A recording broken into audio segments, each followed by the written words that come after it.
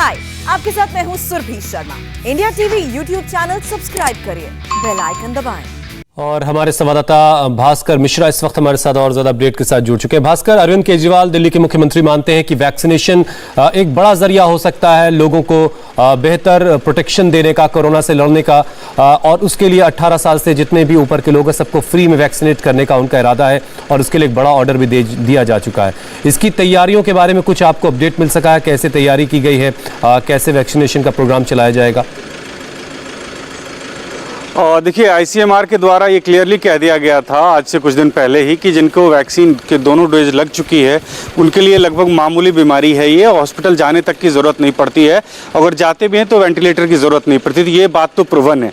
जहाँ तक दिल्ली सरकार की बात है, पिछले 2 महीने से सरकार ये कह रही है कि अगर 18 साल से ऊपर वाले सबको वैक्सीन लगाने की इजाज़त हमें दे देती है केंद्र सरकार, तो हम 3 महीने के अंदर में दिल्ली के तमाम लोगों को वैक्सीन लगा देंगे।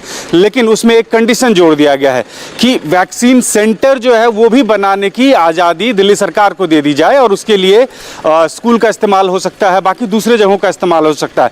अभी कुछ नॉर्म्स हैं उसके लिए कि हॉस्पिटल में दिए जा सकते हैं कि ऐसे सेंटर होना चाहिए, ये कैपेसिटी वहाँ पे होनी चाहिए, ऐसी व्यवस्था होनी चाहिए और वहीं पे वैक्सीन लगाई जा सकती है लोगों को। तो उसमें भी अब दिल्ली सरकार छूट मांग रही है कि अगर इतनी बड़ी आबादी को जल्द से जल्द वैक्सीन लगाना है तो इसके नॉर्म्स को थोड़े और हल्के किए जाए, जिससे कि अलग अलग जगह सेंटर बनाए जा सकते हैं। दिल्ली में हज़ारों स्कूल है, उस स्कूल को सेंटर बनाया जा सकता है, अलग अलग इलाके में आसपास के लोग पहुंचेंगे। इससे ज़्यादा फ़ायदा ये भी है कि भीड़ इकट्ठा नहीं होगी एक जगह। अभी 500 जगहों पे दिल्ली में वैक्सीन लगाई जा रही है, यही संख्या अगर 2000-3000 कर दिया तो बहुत आसानी हो जाएगा। तो इस तरह की मांग दिल्ली सरकार की अभी भी है। एक तरफ जहाँ वैक्सीन प्रोक्योर करने की कोशिश की जा रही है, ऑर्डर दे दिए गए हैं, वहीं दूसरी तरफ केंद्र सरकार से अभी भी मांग है इस नॉर्म्स को और हल्के किए जाए, जिससे अलग अलग जगह सेंटर बना के और जल्दी से जल्दी लोगों को लगा दिया जाए। और ये तय है कि दिल्ली सरकार अगर ये कह रही है कि 3 महीने के अंदर में हम दिल्ली के तमाम जो 18 साल के ज्यादा उम्र के लोग, इंतजार करते हैं कि आने वाले वक्त में तस्वीर साफ होगी, क्योंकि वैक्सीनेशन अगर एक जरिया है जिससे प्रोटेक्शन मिल सकती है, हम मरीजों की तादाद कम कर सकते हैं, सीवियरिटी कम हो सकती है, तो जल्द से जल्द वैक्सीनेट लोगों को किया जाना चाहिए। बहुत बहुत शुक्रिया भास्कर हमारे साथ जुड़ने के लिए। हमारे साथ 2 खास मेहमान भी जुड़ चुके हैं। डॉक्टर प्रवीण कुमार हैं, डायरेक्टर नवजीवन मल्टी स्पेशलिटी हॉस्पिटल, और डॉक्टर संदीप मिश्रा से इस वक्त हमारे साथ जुड़ रहे हैं। डॉक्टर संदीप, सबसे पहले तो आप समझाइए कि केजरीवाल जिस मुहिम की बात कर रहे हैं कि 18 साल से प्लस के सभी लोगों को वो फ्री में वैक्सीन देना चाहते हैं, और आईसीएमआर भी पहले ही कह चुका है कि जिनको वैक्सीन लग चुकी है वो बहुत सीवियर नहीं होंगे। पहले तो कोरोना का उन पर अटैक नहीं होगा, और दूसरा अगर हुआ भी तो उनको ऑक्सीजन की नौबत नहीं आएगी, बहुत सीवियर वो नहीं होंगे। तो आपका अब तक का अनुभव वैक्सीनेशन को लेकर के क्या रहा है? अब तक जितने लोग अभी सेकेंड वेव में आपके पास पहुंच रहे हैं, उसमें वैक्सीन लगे हुए पेशेंट कितने हैं? अब देखिए, ये बात बिल्कुल ठीक है कि वैक्सीन जो लगे हुए हैं, देखिए अब 2 स्टेज पे हैं, बल्कि मैं कहूंगा 3 स्टेज पे हैं। पहले उसमें है जिनके 1 डोज लगा है, दूसरा डोज नहीं लगा। दूसरे टाइप के हैं जिनको सेकंड डोज भी लग गया लेकिन सेकंड डोज के बाद 15 डेज या 1 मंथ नहीं हुआ। और तीसरे वाले वो हैं जिनको की प्रॉपर एडिक्वेट एंटीबॉडीज बन गई हैं आफ्टर 15 डेज या 1 मंथ। तो जहां तक इन 3 कैटेगरीज का सवाल है, अगर हम सबसे पहली वाली कैटेगरी ले जिसमें कि कंप्लीट वैक्सीनेशन का कोर्स हो चुका है, मतलब कि दोनों डोज लग के 15 दिन 1 महीना हो गया है, एंटीबॉडी भी राइज हो गई है, उनमें तो वापस कोरोना होने का चांस जो है वो तो नहीं के बराबर है, बहुत ही कम है। जिनके एंटीबॉडीज भी रिएक्टिव हो गई है, सफिशिएंट टाइटर में पहुंच गई है, और उनमें जो है पहली बात ये है कि बीमारी होने का चांस बहुत कम है, और अगर होती भी है तो बहुत ही माइल्ड वैरायटी की होती है, इवन एसिम्प्टोमेटिक होती है, हल्का सा सोर थ्रोट हो जाता है और लोग ठीक हो जाते हैं। बहुत कम उसमें ये है कि उनको कोई थोड़ी सीरियस प्रॉब्लम हुई, और मैं तो किसी को नहीं जानता जिसकी डेथ हो गई हो दोनों डोज लेके और 15 डेज के जब एंटीबॉडीज रेज हो गई उसके बाद में किसी की डेथ हो गई, ऐसा मैं तो नहीं जानता कम से कम। अब दूसरी कैटेगरी वो है जिनको कि 2 डोज मिल गई है लेकिन अभी सेकंड डोज अभी मिली है और इमीडिएटली उसके बाद में उनमें थोड़ा सा रिस्क है कि कोरोना का इन्फेक्शन हो सकता है, क्योंकि एंटीबॉडीज। डॉक्टर संदीप, आप कह रहे हैं कि आप किसी ऐसे पेशेंट को नहीं जानते जिसने वैक्सीन के दोनों डोज लिए हुए हो और वो सीवियर उसको कोरोना का अटैक हुआ हो, उसे ऑक्सीजन या वेंटिलेटर पर लाने की नौबत हुई हो, आप ये कह रहे हैं? वेंटिलेटर में लाने के बाद डेथ हो जाए, ऐसा दोनों डोज लेके प्रॉपर एंटीबॉडी आने के बाद में मैं किसी को नहीं जानता, एक भी केस नहीं देखा आपने? पर्सनली। ठीक है डॉक्टर, प्रवीण कुमार भी हमारे साथ हैं। डॉक्टर साहब, आपका अनुभव क्या है वैक्सीनेशन को लेकर के, क्योंकि दिल्ली में बड़े पैमाने पर वैक्सीनेशन की तैयारी है? जी नमस्कार। मेरा जो कहना है वैक्सीनेशन को लेकर, लेकिन सेकेंड डोज के बाद भी लोग पॉजिटिव हुए हैं। और हाँ, हालांकि उसकी कैपेसिटी जो है वायरस की लंग को डैमेज करने की कम रही है। हल्का सर्दी खांसी फीवर आया है, हमने ऐसा पेशेंट देखा है, ट्रीट किया है, जो पेशेंट 1-2 दिन फीवर आया सेकेंड डोज के 1 महीने के बाद भी, और वो ठीक हुए हैं। इसीलिए ये वैक्सीनेशन प्रोग्राम बहुत जरूरी है ताकि मोर्टेलिटी को कम किया जाए। तो वैक्सीनेशन को ज्यादातर डॉक्टर मानते हैं कि ये जो है प्रोटेक्शन के लिए बेहतर काम करेगी। डॉक्टर संदीप, ये बताइए कि अब तक हम 14 करोड़ लोगों को वैक्सीन दे चुके हैं। 14 करोड़ बहुत बड़ा फिगर होता है, और केजरीवाल चाहते हैं कि अगले 3 महीने के अंदर वो पूरी दिल्ली को वैक्सीनेट कर दें। ये जो है अस्पतालों पर से लोड कम करने में कितना कारगर रहेगा? अस्पतालों पे लोड उस तरह से माना जाएगा कि अगर लोग जा रहे हैं और उनको वैक्सीन नहीं मिल पा रही है, अभी तक जहां तक अस्पतालों का लोड का सवाल है, अभी भी ऐसा है कि देयर आर स्लॉट्स अवेलेबल जहां पे कि लोग जाएं, और मतलब टाइम अवेलेबल है।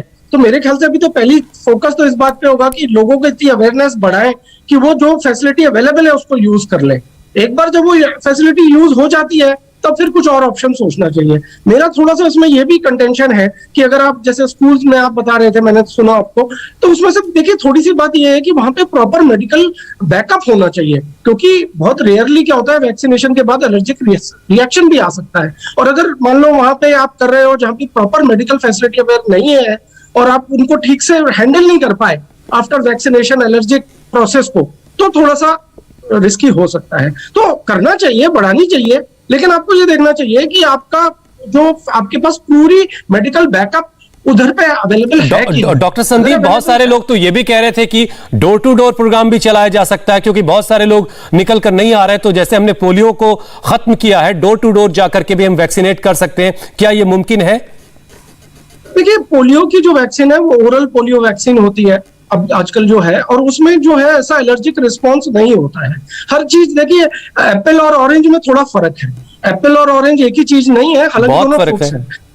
जी, तो वही मैं आपको समझाना चाह रहा हूँ कि हर जो पर्टिकुलर वैक्सीन है उसकी अपनी खुद की कुछ विशेषताएं हैं।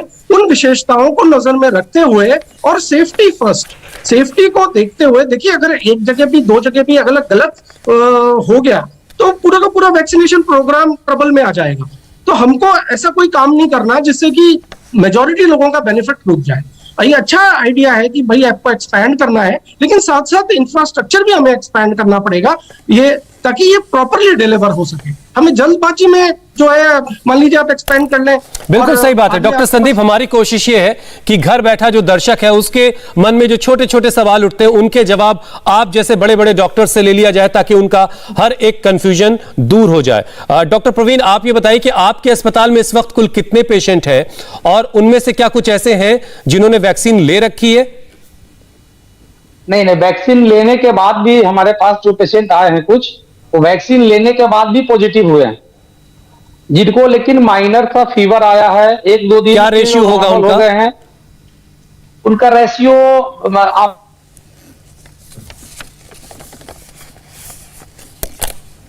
डॉक्टर संदीप के पास हम एक बार फिर से चलते हैं। डॉक्टर संदीप, दिल्ली अभी भी लॉकडाउन में है, अगला हफ्ता पूरा लॉकडाउन में जाएगा। हमने डॉक्टर गुलेरिया को सुना कि जब तक पॉजिटिविटी रेट 10% के नीचे नहीं आ जाए तब तक लॉकडाउन उन तमाम इलाकों में रहना चाहिए। तो आप क्या देख रहे हैं, दिल्ली कब तक उस लेवल पर आएगी कि दिल्ली पाबंदियों से बाहर निकलेगी? देखिए, जो बीमारी है उसका इंक्यूबेशन पीरियड है, आपने सुना होगा 2 to 14 डेज। तो कहने का मतलब है कि अगर आज आप लॉकडाउन लगाते हैं आज की डेट पे, तो उसका असर जो है प्रॉपर वो 14 डेज बाद में ही आपको मैक्सिमम असर पता चलेगा।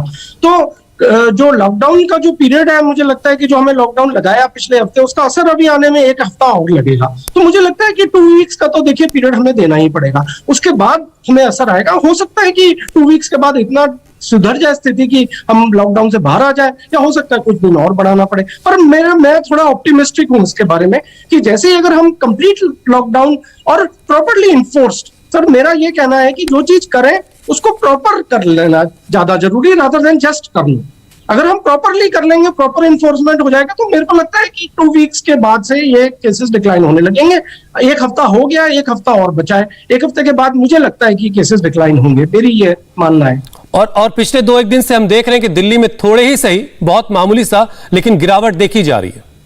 बिल्कुल, आप सही कह रहे हैं। 2 से 14 दिन इंक्यूबेशन पीरियड है। जैसे जैसे हम 14 डेज के पास बढ़ेंगे, हमको इसका बेनिफिट नजर आने लगेगा ज्यादा से ज्यादा।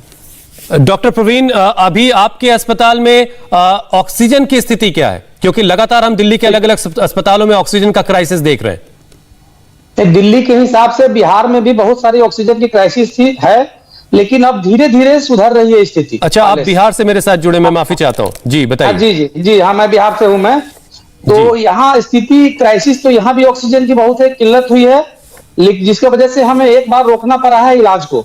नॉर्मल इलाज भी पेशेंट का नहीं कर पा रहे थे, लेकिन फिर प्रशासन ने फिर से मुहैया कराना शुरू कर दिया है। तो धीरे धीरे उम्मीद है कि विद इन 1 वीक में हमारी सारी चीजें सुविधा ठीक हो जाएंगी और हम धीरे धीरे कंट्रोल कर लेंगे। और मेरा सबसे बड़ा एक और बात कहना है आम जनता से, आपके माध्यम से, कि थोड़ा सा अपने आप में पेशेंस लाए, क्योंकि ये जो सुनामी की तरह जो चल रही है ये कोरोना, उसको रोकने के लिए अभी पार्टी, फंक्शन, शादी में लोग इतने ज्यादा रश कर रहे हैं, जो एक हैवक सा देख करके लगता है कि अभी इतने सारी बीमारियां हो रही है, टीवी पे डेली न्यूज आ रहे हैं, लोग मर रहे हैं, ऑक्सीजन नहीं मिल रहा है, मेडिसिन नहीं मिल रहा है, फिर भी लोग फंक्शन कर रहे हैं, पार्टी कर रहे हैं। ठीक है, शादी करना है, फंक्शन छोटे रूप से घर में करो, ये किसी को निमंत्रण देना भी अपने आप में मुझे लगता है कि अभिशाप है, और जाने वाला भी जो है वो बहुत बड़ा पाप का काम कर रहे हैं। अभी के टाइम में कोरोना फैलाने में ये बहुत बड़ा माध्यम बना है।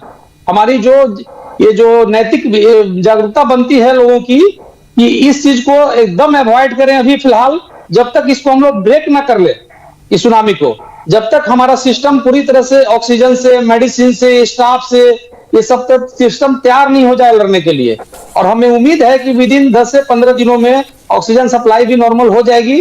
और डॉक्टर प्रवीण, मैं और ये भी जानना चाहूंगा कि आप लोग और किस किस तरह के चैलेंजेस वहां पर फेस कर रहे हैं? रेमडेसिविर, दूसरी दवाएं, ये सारी चीजें आप लोग को मिल पा रही प्रॉपरली? ये प्रॉपरली नहीं मिल पा रही है, बहुत सी काफी मुश्किल से ही मिल पा रही है रेमडेसिविर, ऑक्सीजन। और दूसरा एक प्रॉब्लम और आ रहा है छोटे शहरों में, कि टेक्निकल स्टाफ और डॉक्टर्स की भी कमी हो रही है। कुछ लोगों को इन्फेक्शन हो रहा है, कुछ लोगों में डर की भावना है। मेरा इसके माध्यम से सारे टेक्निकल स्टाफ लोगों को भी कहना है, या जो भी इससे जुड़े हुए हैं, कि डरना नहीं है, क्योंकि ये बीमारी 80% लोगों को बहुत ज्यादा नहीं, एक सर्दी खांसी बुखार की तरह होती है, जो खास करके डरना नहीं है, लेकिन बहुत लोड है पिछले काफी वक्त से। आप सब लोग, पूरा मेडिकल स्टाफ, पैरामेडिकल स्टाफ लगातार 24/7 काम कर रहा है। जाहिर सी बात है, आप सब इंसान हैं, आप भी थकते हैं, जाहिर है वहां पर ये एक प्रॉब्लम तो है ही है। बहुत बहुत शुक्रिया डॉक्टर प्रवीण और डॉक्टर संदीप हमारे साथ जुड़ने के लिए। आपकी वजह से बहुत सारे लोगों के मन में जो सवाल है उनके जवाब उनको जरूर मिले होंगे। ऑक्सीजन की कमी पर महाराष्ट्र के ठाणे से ब्रेकिंग न्यूज आ रही है, आपको पूरी डिटेल देंगे ब्रेक के बाद।